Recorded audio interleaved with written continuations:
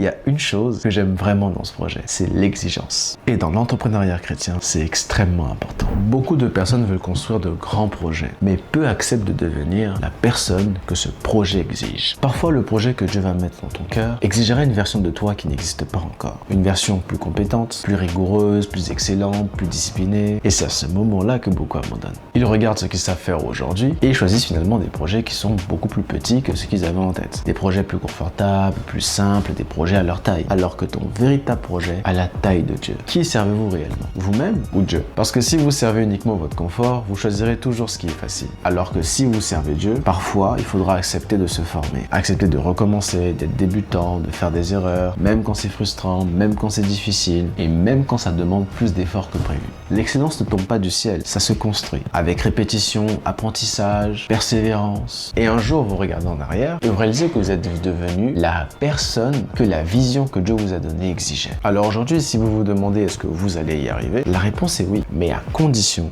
d'accepter de grandir, de travailler, de devenir la personne que ce projet attend. Dieu ne vous a pas donné une vision par hasard, il vous a donné la capacité de la porter. Maintenant à vous de développer les compétences qui lui rendront justice.